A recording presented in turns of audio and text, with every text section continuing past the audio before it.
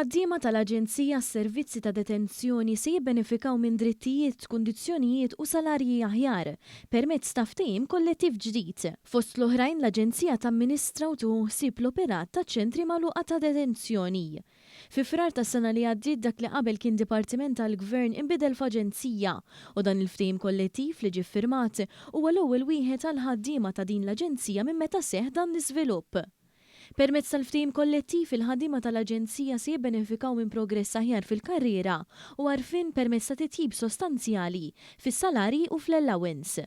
Il-kap eżekuttiv tal-Aġenzija s-Servizzi ta' Detenzjoni Kyle Mifsud tenna li b'ħidma konġunta irnexxilhom jaslu għal ftehim biex il-ħaddiema jkollhom kundizzjonijiet u ġranet tax-xogħol aktar effiċjenti. Dan il-pakkett maqbul illum ħankodu noffru kundizzjoni ta' xogħol aħjar ħaddiema tagħna, salari aħjar u anke progression aħjar tul il-karriera tagħhom. Minn hawn ringrazzja wkoll General Workers Union u lill-Industrial Relations Unit tal-ħidma tagħhom tul dan ix-xogħol aħħar xhur sabiex sajna wasalna sa hawnhekk. Preżenti għall-iffirmar tal-ftehim kollettiv kien hemm il-Ministru għall-Intern is-Sigurtà u x-xogħol Byron Camilleri li qal li l-ftehim huwa wieħed minn kull għandna ta' rekord ta' ftehimiet li l-Gvern iffirma mal-għaqdiet tal-ħaddiema li jaħdmu fil-qasam tas-sigurtà ta' pajjiżna. Wasalna l-ftehim sabiex f'dan il-post tax-xogħol tagħhom jibqa' jkollhom karriera jkunu jistgħu jkomplu jikbru fil-post tax-xogħol tagħhom.